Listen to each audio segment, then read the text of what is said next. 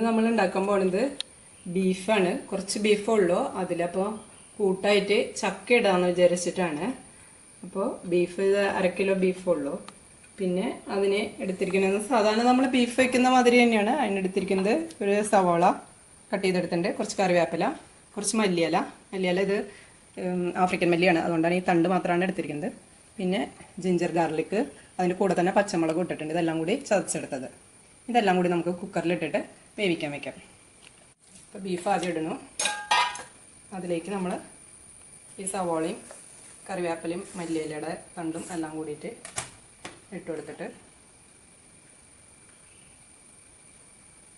ഒരു 1.5 teaspoon ginger garlic ഇട്ടിട്ടുണ്ട്. ഇനി ആവശ്യത്തിന് ഉപ്പ്.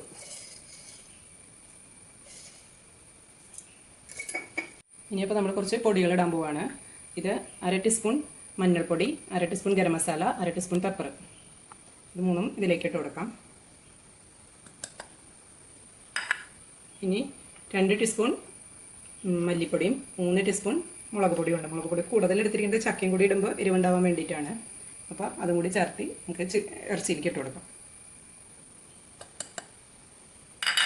നമുക്ക് നന്നായി ഒന്ന് തിരുമ്പി യോജിപ്പിക്കാം. എല്ലാം കൂടി നന്നായി തിരുമ്പി യോജിപ്പിച്ചിട്ടുണ്ട്. ഇനി അതിലേക്ക് ഞാൻ കുറച്ച് ഇതെല്ലാം ചോപ്പ് ചെയ്ത പാത്രത്തിൽ കുറച്ച് വെള്ളം ഒഴിച്ചിട്ട്, ഒരു 1/4 ഗ്ലാസ് വെള്ളം ഒഴിച്ചിട്ട് ഇതിലേക്ക് ഒഴിച്ചു കൊടുക്കുകയാണ്. 1/4 ഗ്ലാസ് തന്നെ ഒഴിച്ചിട്ടുള്ളൂ. ഇനി നമുക്ക് കുക്കർ അടച്ച് അടപ്പത്ത് വയ്ക്കാം. നമ്മൾ കുക്കർ അടപ്പത്ത് വെച്ചിട്ടുണ്ട്. ഇനി ഒരു 6 or 7 വിസിൽ, അത് ഓരോരുത്തരുടെ കുക്കറിനെ ബേസ് ചെയ്തും ഇറച്ചിയെ ബേസ് ചെയ്തിട്ടും ഇരിക്കും. അപ്പോൾ ഞാനിപ്പോൾ ഒരു 6 വിസിൽ വയ്ക്കാനായിട്ട് വെച്ചിട്ടുണ്ട്. 6 വിസിൽ കഴിഞ്ഞിട്ട് നമുക്ക് നോക്കാം. അപ്പോൾ ഇറച്ചി ആവുന്ന സമയം കൊണ്ട് നമുക്ക് ചക്ക വേവിക്കാനായിട്ട് വെക്കാം.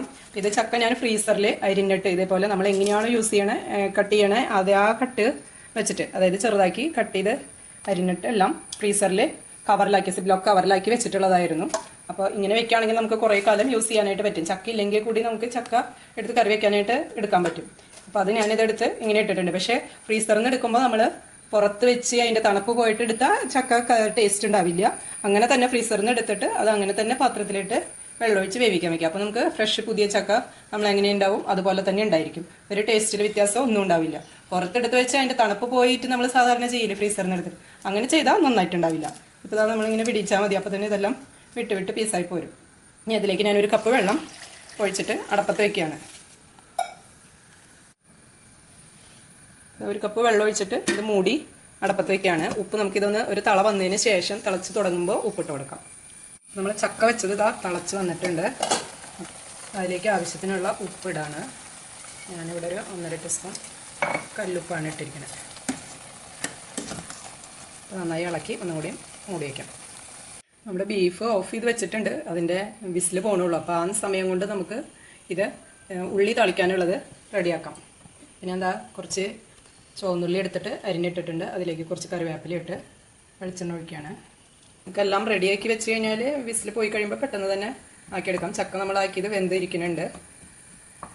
അപ്പോൾ പിന്നെ എല്ലാം കൂടി മിക്സ് ചെയ്ത് പെട്ടെന്ന് എടുക്കാൻ പറ്റും. ഉള്ളി തളിച്ചത് ആയിട്ടുണ്ട്. തീ ഓഫ് ചെയ്തു. ഇനി നമുക്ക് ഇറച്ചി ആയി കഴിയുമ്പോൾ അതിലേക്ക് മിക്സ് ചെയ്ത് കൊടുക്കാം. ഞാൻ കുക്കർ തുറന്നപ്പോൾ നമ്മുടെ ബീഫ് നന്നായി വെന്തിട്ടുണ്ട്. കുറച്ച് ചാറൊക്കെ ഉണ്ട്. കുഴപ്പമില്ല, നമുക്ക് അതിൽ ഇടുമ്പോൾ ശരിയാവും. ഇനി നമുക്ക് ചക്കയിലേക്ക് ഇടാം.